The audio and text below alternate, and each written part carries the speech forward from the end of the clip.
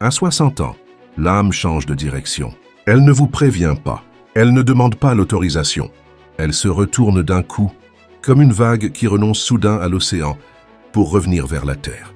Vous avez cru vieillir, mais vous étiez en train de naître. Vous avez cru perdre, mais vous commenciez à gagner. Ce n'est pas une crise, c'est une révolte sacrée. Une insurrection silencieuse contre tout ce que vous avez porté sans savoir pourquoi. Carl Jung l'a nommé. C'est l'heure où le masque tombe, où le rôle s'efface, où la vérité longtemps étouffée se met à crier dans vos veines, et vous ne pouvez plus faire semblant de ne pas l'entendre. Vous regardez en arrière, et ce n'est plus le même paysage. Les montagnes que vous avez escaladées étaient-elles vraiment nécessaires? Les batailles que vous avez gagnées valaient-elles la peine d'être livrées? Les visages que vous avez aimés, ceux que vous avez haïs, ceux que vous avez fuis, étaient-ils des miroirs ou des obstacles? Les réponses ne viennent pas, elles s'installent. Comme une brume qui se lève lentement sur un champ de bataille abandonné. Vous comprenez enfin que vous n'étiez pas le guerrier, vous étiez le champ lui-même. Et maintenant? Maintenant, quelque chose en vous refuse de continuer comme avant. Ce n'est pas de la fatigue, c'est de la lucidité. Vous avez atteint l'âge où les compromis ne passent plus, où les mensonges, même ceux que vous vous racontiez pour tenir, deviennent indigestes, ou les attentes des autres. Ces fantômes que vous avez nourris toute votre vie commencent à vous sembler étrangères. Vous ne voulez plus plaire, vous voulez vivre. Pas survivre, vivre, c'est effrayant. Parce que pour la première fois, vous êtes seul face à vous-même. Les rôles s'effritent. Père, mère, conjoint, professionnel, ami. Qui reste-t-il quand tout cela s'en va? Qui êtes-vous vraiment? Quand personne ne vous regarde. Quand vous n'avez plus à justifier, à expliquer, à performer. La réponse est là au fond de vous, mais elle a peur de sortir. Parce qu'elle sait qu'une fois nommée, rien ne sera plus comme avant. C'est pour ça que tant de gens fuient ce tournant. Ils s'accrochent à ce qu'ils étaient. Ils se noient dans le bruit, les distractions, les faux buts. Ils préfèrent l'inconfort connu à l'inconnu libérateur. Mais vous sentez que quelque chose en vous refuse de reculer. Une voix murmure « Assez !» Assez de faire semblant. Assez de courir. Assez de porter des vies qui n'étaient pas la vôtre. Si vous avez ressenti cette vérité, alors de grâce, abonnez-vous, laissez un pouce bleu et boostez la vidéo. C'est gratuit pour vous, mais pour moi, c'est une vraie source de force, merci. Et surtout, restez jusqu'au bout, faites-moi confiance. À la fin, vous comprendrez. Parce que parfois, une seule phrase peut vraiment tout changer. Et maintenant, vous êtes là, debout sur cette frontière, invisible, entre ce que vous étiez et ce que vous allez devenir. L'air est différent ici, plus lourd, plus chargé, comme avant l'orage. Vous respirez et vos poumons brûlent, non pas de fatigue, mais d'une étrange anticipation. C'est cela, le changement d'âme dont parlait Jung. Ce n'est pas une transition douce, c'est un séisme intérieur qui fissure les fondations de votre être. Regardez autour de vous, tous ces objets accumulés, ces trophées, ces photos encadrées, ils racontent une histoire, mais est-ce vraiment la vôtre? Vos mains tremblent légèrement quand vous touchez ces reliques du passé. Chacune d'elles porte le poids d'un choix, d'un renoncement, d'une version de vous-même que vous avez laissée derrière. À 60 ans, ces fantômes deviennent plus présents que jamais. Ils murmurent à votre oreille. Et maintenant? Maintenant que tu nous as collectionnés, qu'en fais-tu? La nuit, quand le silence s'installe, vous entendez battre quelque chose de nouveau en vous. Ce n'est pas votre cœur, c'est plus profond. C'est comme si votre âme avait enfin trouvé son propre rythme, distinct du tempo effréné que la vie vous imposait. Et ce rythme dit une chose terrible et merveilleuse. Il n'est pas trop tard. Jamais trop tard pour déposer les armes, pour cesser de jouer ce rôle qui ne vous convient plus. Vous commencez à comprendre pourquoi les anciennes civilisations vénéraient leurs soixantenaires. Ils savaient qu'à cet âge, l'homme ordinaire devient sage et le sage devient prophète. Pas parce qu'il acquiert de nouvelles connaissances, mais parce qu'il oublie enfin tout ce qui n'était pas essentiel. Les peurs s'envolent comme des feuilles mortes. Les masques tombent en poussière. Il ne reste que la vérité nue, effrayante et magnifique. Et cette vérité, la voici. Vous n'avez plus rien à prouver. À personne. Pas même à vous-même. Les chaînes des attentes sociales se brisent d'elles-mêmes. Le regard des autres? Un mirage qui se dissipe. La course au succès? Une farce dont vous voyez enfin les ficelles. Ce qui reste, c'est l'essentiel.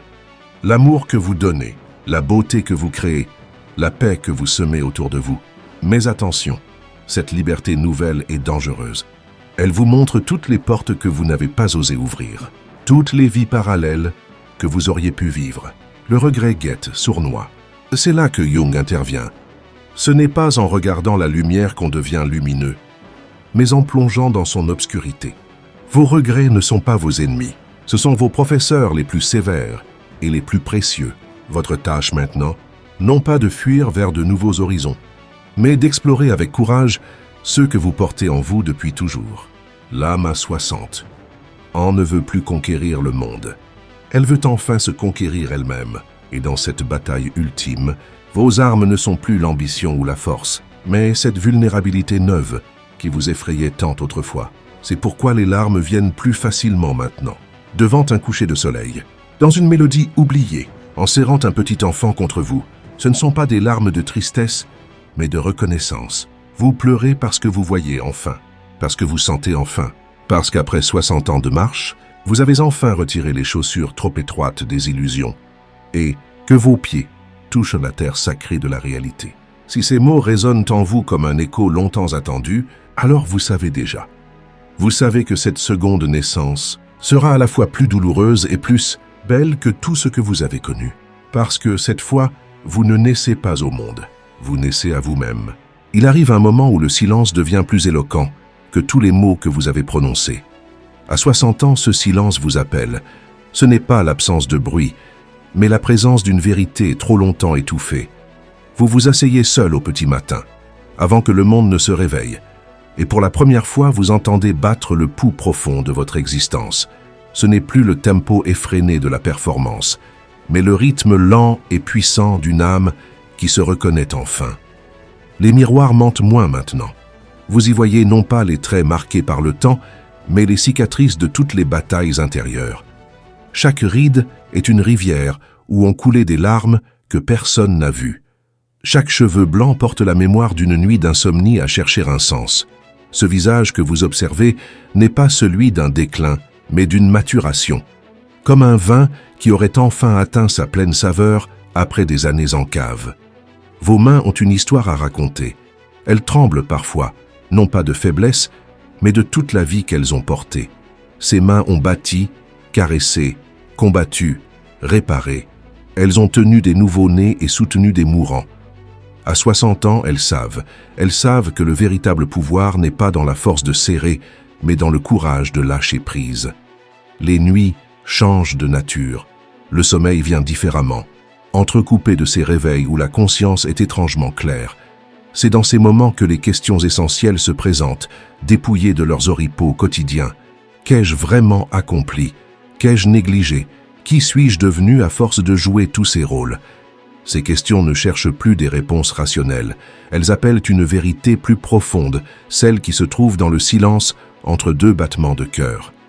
Vos larmes coulent plus librement maintenant, devant la beauté d'un paysage, au son d'une musique oubliée, en évoquant un souvenir longtemps enfoui. Ce ne sont pas des larmes de regret, mais de reconnaissance. Elles lavent vos yeux pour mieux voir ce qui compte vraiment. Les émotions ne sont plus des ennemis à contrôler, mais des messagères à accueillir. Les relations se transforment.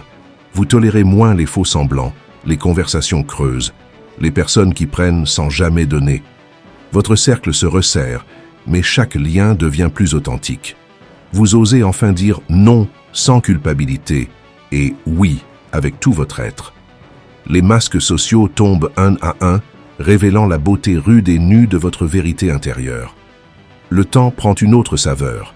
Ce n'est plus une ressource à gérer, mais un mystère à habiter.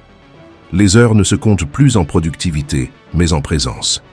Vous apprenez l'art subtil de ne rien faire d'autre qu'être, de regarder le vol d'un oiseau sans penser à la prochaine tâche, d'écouter le vent dans les arbres comme s'il portait un message juste pour vous. Vos rêves changent de nature. Ce ne sont plus des ambitions à atteindre, mais des profondeurs à explorer. Les projets ne visent plus à impressionner les autres, mais à exprimer votre essence la plus vraie. Vous créez non pas pour la postérité, mais pour l'instant sacré où l'œuvre naît de vos mains. Et cette paix qui vient parfois, comme une marée montante, ce n'est pas la résignation, mais une acceptation profonde. Un oui murmuré à tout ce qui a été, à tout ce qui est, à tout ce qui viendra. Dans ce oui, réside une liberté que vous n'aviez jamais imaginée. À 60 ans, vous ne devenez pas vieux, vous devenez réel. Pour la première fois, peut-être, vous êtes pleinement vivant. Il y a une heure dans la vie où toutes les routes parcourues convergent vers un seul point, votre âme.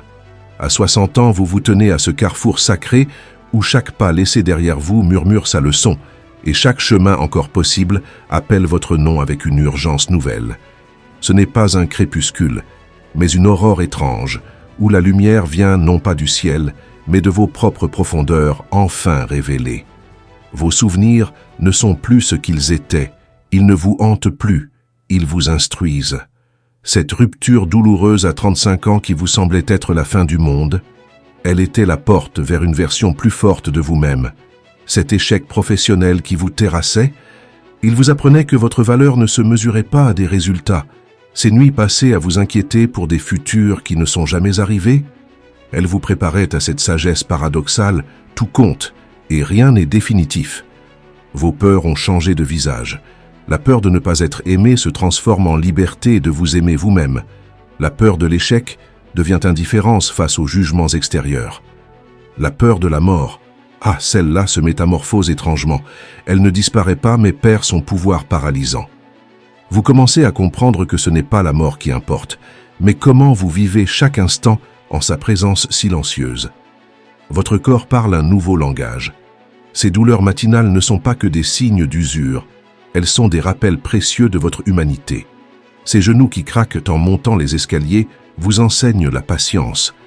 Ces yeux qui ont besoin de lunettes pour lire vous offrent une nouvelle façon de voir, moins nette peut-être, mais plus profonde. Votre corps n'est plus une machine à performer, mais un sanctuaire à habiter avec douceur. Les livres que vous relisez après 30 ans vous parlent différemment. Les mêmes mots prennent des significations nouvelles. Ce passage qui vous semblait obscur autrefois vous frappe maintenant par son évidence douloureuse. Cet auteur que vous admiriez sans réserve révèle ses limites, et cela ne le rend que plus humain, plus touchant. La littérature devient moins un divertissement qu'un miroir, parfois flatteur, souvent implacable, de votre voyage intérieur. Vos relations avec vos enfants, si vous en avez, atteignent une maturité inattendue. Vous n'êtes plus seulement parents, vous devenez témoins. Témoins de leurs luttes que vous reconnaissez trop bien, de leurs erreurs que vous ne corrigez plus, de leurs triomphes que vous célébrez sans vous y attribuer de mérite. Un étrange équilibre s'installe où vous n'êtes plus indispensable, mais où votre présence prend une qualité nouvelle. Vous êtes devenu un ancrage, un point de repère, un phare qui guide sans imposer de route. L'argent perd de son pouvoir hypnotique. Vous avez assez ou vous savez que vous n'en aurez jamais assez. Dans les deux cas, la conclusion est la même. Ce n'est pas là que réside le sens. Les objets que vous accumuliez avec fierté semblent maintenant encombrants.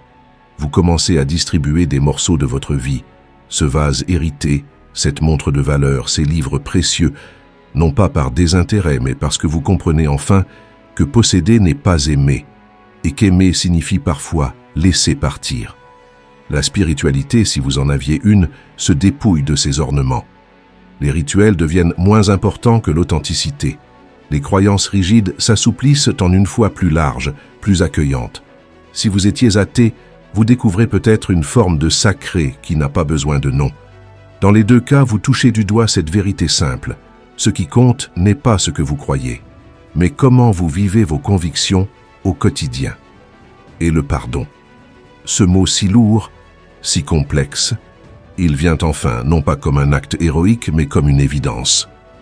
Vous pardonnez à vos parents leurs limites, à vos amis leurs trahisons, à vos amours leur départ, mais surtout, vous commencez à vous pardonner vous-même.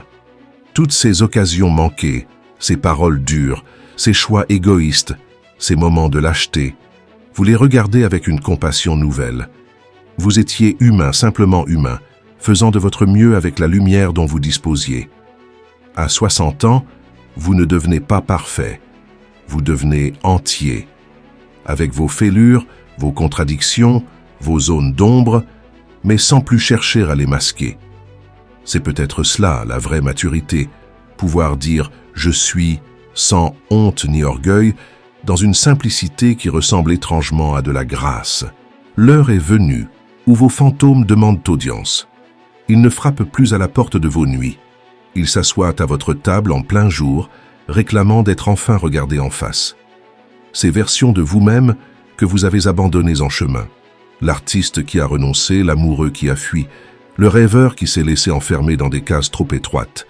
À 60 ans, ils reviennent non pour vous hanter, mais pour être intégrés. Chacun porte un fragment de vérité que vous aviez enterré vivant. Votre voix intérieure parle plus clairement maintenant. Ce n'est plus ce murmure étouffé sous des couches de « il faut » et de « on doit ». C'est un ton ferme, calme, qui ne crie jamais, mais ne se laisse plus interrompre. Elle vous rappelle ce projet abandonné qui méritait mieux. Cette relation toxique dont vous devriez enfin vous libérer. Ce voyage toujours repoussé qui attend toujours. L'écouter vous effraie, parce que cette fois, vous ne pourrez plus prétendre ne pas avoir entendu. Les saisons prennent une résonance nouvelle. L'automne n'est plus mélancolie, mais enseignement. Tout ce qui tombe nourrit la terre pour ce qui viendra. L'hiver n'est plus mort, mais recueillement nécessaire. Le printemps devient moins explosion de jeunesse que preuve patiente de la persistance de la vie. L'été. L'été est cette lumière dorée dans laquelle vous baignez maintenant, où chaque instant est à la fois pleinement vécu et déjà teinté de l'adieu à venir. Votre rapport au temps bascule irrémédiablement. Les années devant vous se comptent désormais en dizaines, plutôt qu'en dizaines de dizaines. Cette limitation devrait vous terrifier, et pourtant, elle vous libère. Plus besoin de courir après tout. L'urgence n'est plus de faire, mais d'être. Vous commencez à mesurer vos journées, non pas à ce que vous y accomplissez, mais à ce que vous y éprouvez de vrai. Une conversation profonde vaut soudain plus qu'une promotion. Un après-midi de silence devient un trésor. Les regrets. Ils viennent parfois, ces visiteurs encombrants, mais vous apprenez à les accueillir différemment. Ce n'est plus « pourquoi n'ai-je pas ?» mais « qu'est-ce que cela m'a appris ?»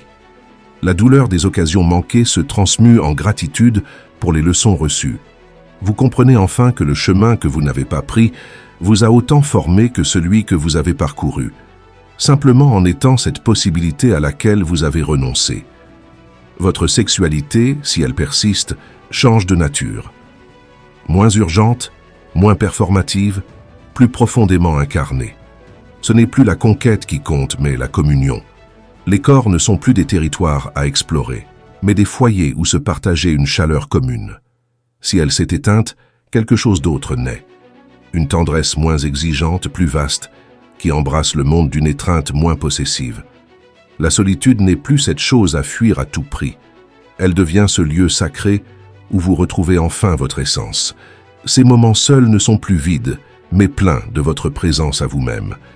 Vous découvrez que la compagnie la plus enrichissante est parfois celle que vous vous offrez après toutes ces années à vous négliger. Les larmes viennent plus facilement, mais elles ne sont plus signes de faiblesse. Elles coulent devant la beauté d'un paysage comme devant la douleur du monde. Elles sont l'expression ultime de votre humanité intacte, de votre capacité à ressentir qui non seulement persiste, mais s'affine avec le temps. Pleurer n'est plus tomber, c'est se laver les yeux pour mieux voir.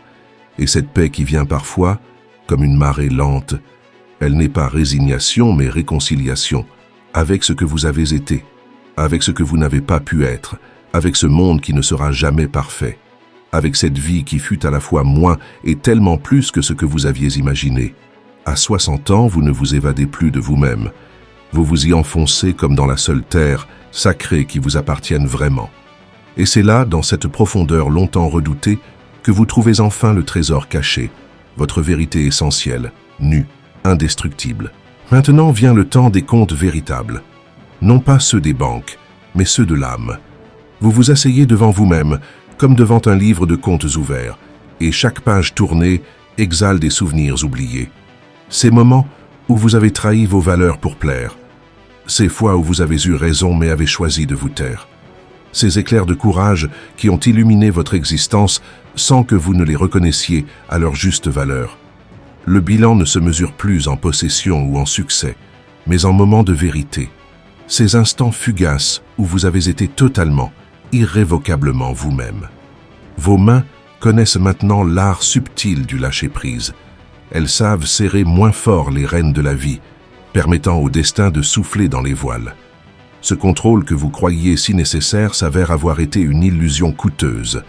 Les plus belles choses qui vous sont arrivées furent souvent celles que vous n'aviez pas planifiées. Les plus grands bonheurs surgirent des interstices de vos projets méticuleux. À 60 ans, vous apprenez enfin à danser avec le chaos plutôt qu'à le combattre. Les mots « je t'aime » sortent différemment de votre bouche maintenant. Plus lents, plus lourds de sens. Débarrassés des attentes romantiques de la jeunesse, ils deviennent un don pur, sans exigence de retour. Vous aimez moins passionnément peut-être, mais plus profondément. Et cet amour s'étend bien au-delà des relations humaines. Il embrasse le bruissement des feuilles, la chaleur du soleil sur votre peau ridée, le sourire d'un inconnu dans la rue. L'amour n'est plus un sentiment que vous éprouvez, mais l'air que vous respirez.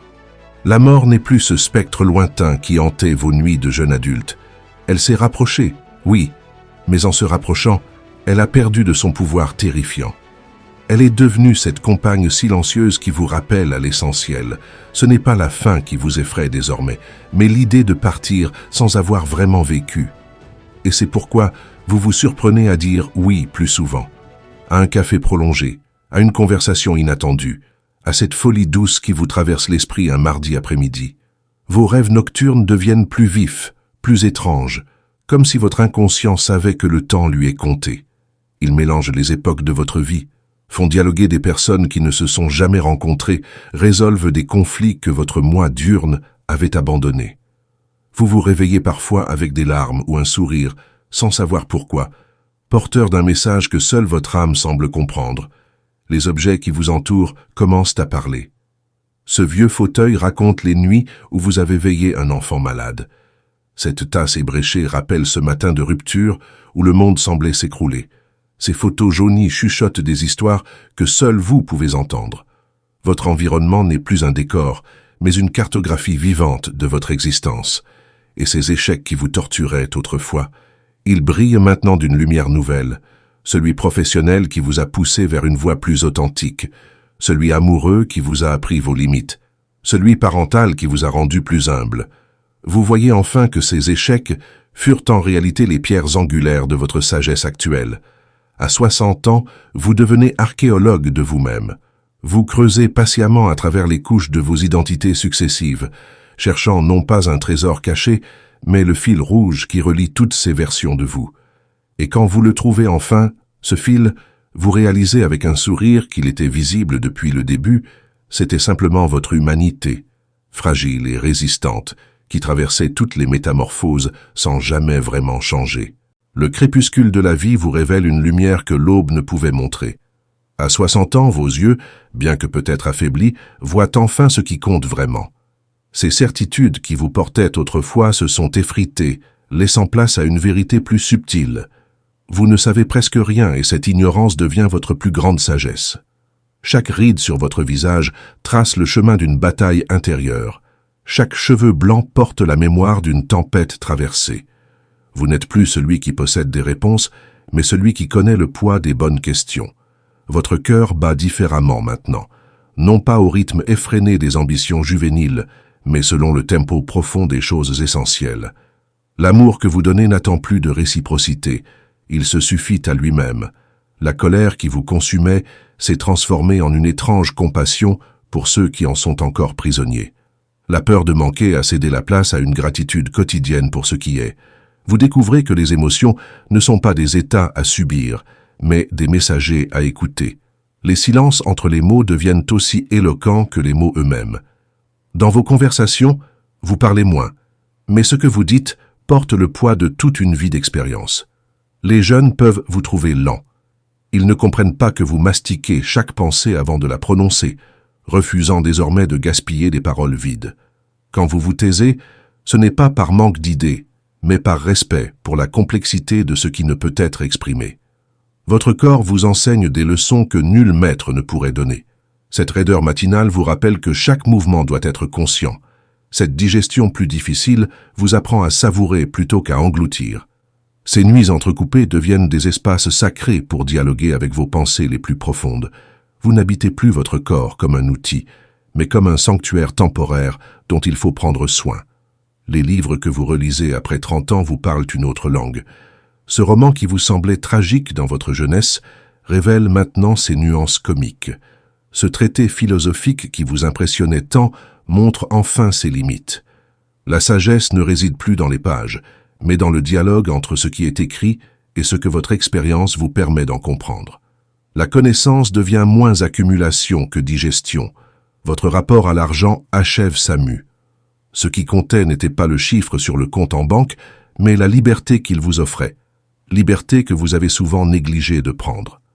Vous réalisez que vos plus grands bonheurs furent presque toujours gratuits.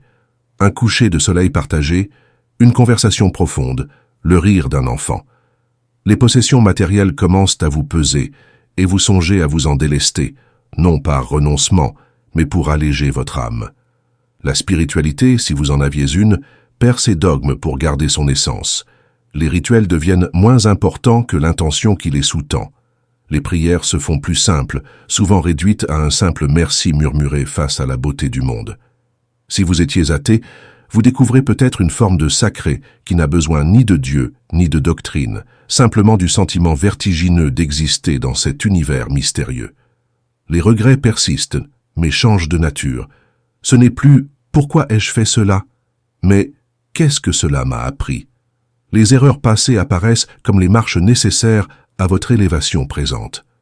Les relations brisées, les occasions manquées, les mots trop dits ou non dits, tout prend sa place dans la mosaïque parfaite de ce que vous êtes devenu. Et cette paix qui vient parfois, comme une marée douce, elle n'est pas résignation mais acceptation profonde, acceptation de vos limites, de vos contradictions, de votre humanité imparfaite, et pourtant si précieuse. À 60 ans, vous ne courez plus après la perfection. Vous embrassez votre entièreté avec ses ombres et ses lumières. L'heure est venue où vos souvenirs ne sont plus des fantômes, mais des compagnons. Ils marchent à vos côtés sans peser sur vos épaules, ces moments du passé qui ont forgé l'être que vous êtes devenu. L'enfant que vous étiez vous sourit enfin avec bienveillance, reconnaissant pour le chemin parcouru. L'adolescent en révolte peut déposer ses armes. La bataille est terminée, et il n'avait pas besoin de gagner pour mériter votre amour. Le jeune adulte, plein d'illusions et de peur, reçoit enfin votre compassion, cette tendresse que vous lui refusiez lorsque vous étiez trop occupé à vouloir devenir quelqu'un d'autre. Vos mains ont désappris la crispation du contrôle. Elles savent maintenant tenir sans étouffer, caresser sans posséder, donner sans attendre. Ces mains ridées portent la mémoire de tout ce qu'elles ont bâti, réparé, aimé. Elles tremblent parfois, non pas de faiblesse, mais de tout ce qu'elles ont contenu et qui demande maintenant à être libérées. Vous les regardez avec une étrange gratitude, ces outils fragiles et pourtant si résistants qui ont traduit dans le monde matériel les rêves de votre âme. Les saisons vous parlent un langage plus intime. L'automne n'est plus mélancolie mais enseignement précieux sur l'art de laisser partir. L'hiver devient ce repos nécessaire où se préparent les germes invisibles. Le printemps vous émeut davantage qu'il ne vous excite. Vous y voyez la preuve que rien n'est jamais perdu, que tout recommence, même si différemment. L'été est cette lumière dorée dans laquelle vous baignez vos vieux jours, une lumière qui ne promet plus l'éternité, mais révèle la perfection de l'instant. Votre voix a changé, non pas seulement en timbre, mais en essence. Quand vous parlez maintenant, c'est avec le poids de toutes les paroles que vous n'avez pas dites, de celles que vous avez regretté d'avoir prononcées, de celles qui ont guéri et de celles qui ont blessé. Vos silences aussi sont différents, ils ne sont plus vides, mais pleins de tout ce que les mots ne peuvent porter. Les jeunes peuvent vous trouver lents à répondre. Ils ne comprennent pas que chaque parole doit désormais passer par le filtre de votre vérité intérieure avant d'être prononcée. Les larmes viennent plus facilement, et vous ne les retenez plus. Elles coulent devant la beauté d'un paysage comme devant la douleur du monde. Ces pleurs ne sont pas faiblesse mais profondeur, signe que votre cœur n'a pas durci avec les années, mais c'est au contraire rendu plus perméable à la vie. Vous pleurez les rêves abandonnés non par regret, mais par reconnaissance pour ce qu'ils vous ont appris en s'envolant.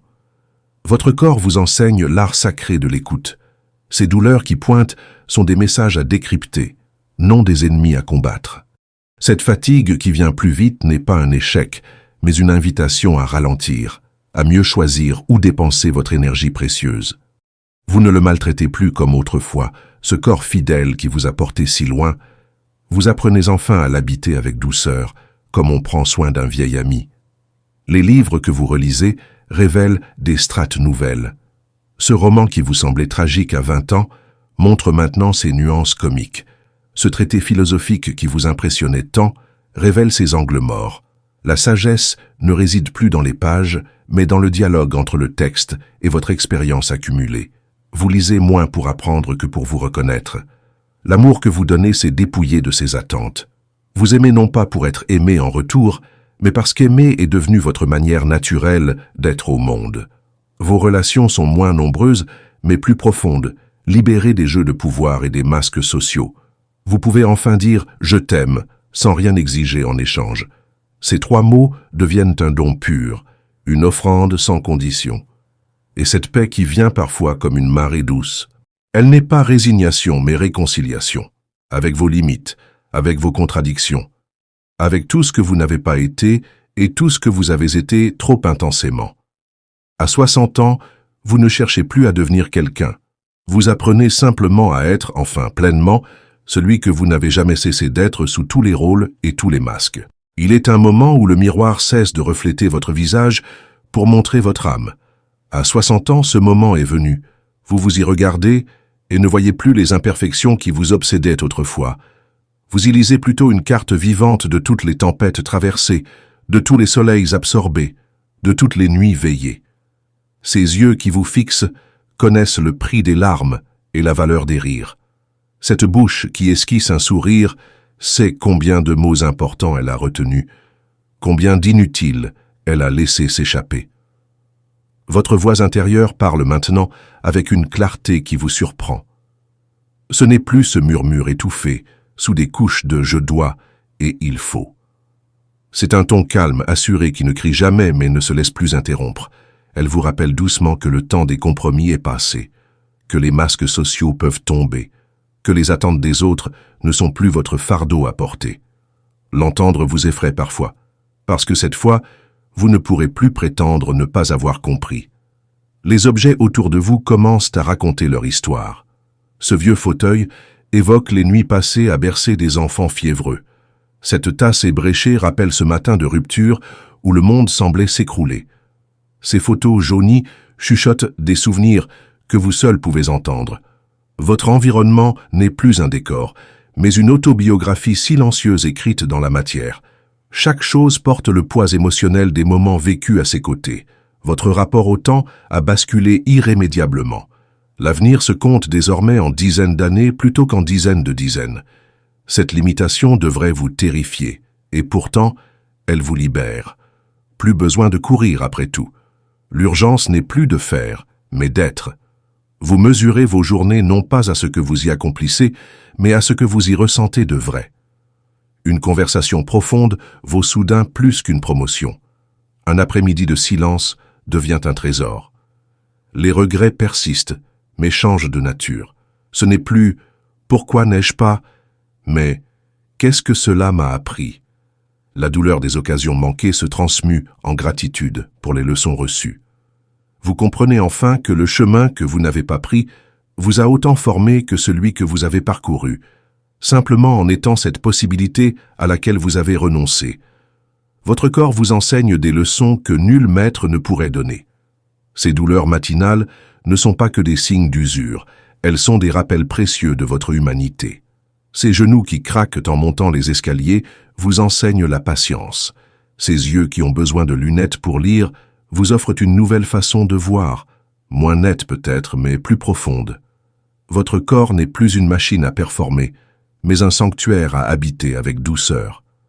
Les relations se purifient comme par alchimie. Vous tolérez moins les faux semblants, les conversations creuses, les personnes qui prennent sans jamais donner. Votre cercle se resserre, mais chaque lien devient plus authentique.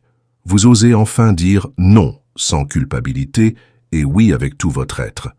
Les masques sociaux tombent un à un, révélant la beauté nue de votre vérité intérieure. Et cette paix qui vient parfois comme une marée montante, ce n'est pas la résignation, mais une acceptation profonde. un oui murmuré à tout ce qui a été, à tout ce qui est, à tout ce qui viendra. Dans ce oui réside une liberté que vous n'aviez jamais imaginée. À 60 ans, vous ne devenez pas vieux, vous devenez réel. Pour la première fois peut-être, vous êtes pleinement vivant. Maintenant vous savez. Maintenant vous voyez clair dans le jeu qui vous a tenu éveillé tant de nuits. Les dés étaient pipés depuis le début, mais ce n'est plus important. Vous ne jouez plus pour gagner. Vous jouez pour l'ivresse sacrée de participer.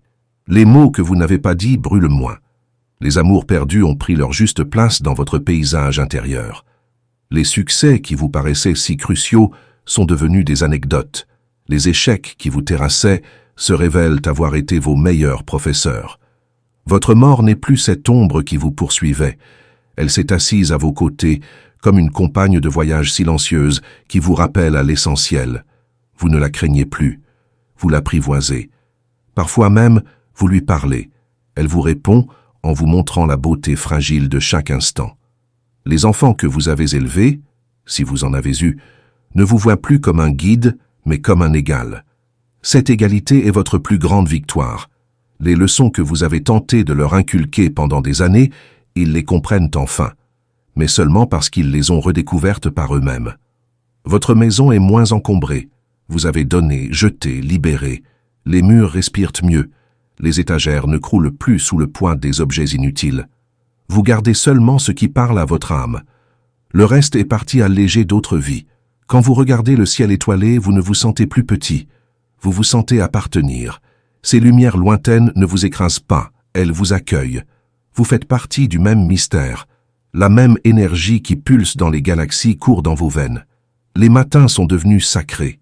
Vous vous levez plus tôt, non par obligation, mais pour savourer ce silence où tout semble possible. La première gorgée de café, la lumière qui caresse les meubles, le chant des oiseaux, ces petits miracles que vous ignoriez quand vous couriez vers des buts lointains.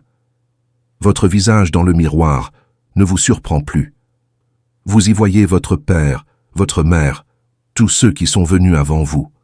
Vous y voyez aussi les enfants et petits-enfants qui porteront votre héritage invisible. Ce visage est un pont entre ce qui fut et ce qui sera. Et cette paix, elle vient plus souvent maintenant. Non pas comme une résignation, mais comme une compréhension profonde que tout est comme cela doit être, que chaque déchirure avait sa place, que chaque joie était un cadeau pur, que chaque moment de désespoir contenait déjà la graine de sa propre consolation.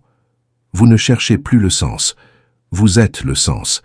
Si ces mots ont résonné quelque part en vous, alors ce qui vient ensuite pourrait vous bouleverser encore davantage. La vidéo s'affiche ici. Regardez-la maintenant pendant que votre cœur est encore ouvert.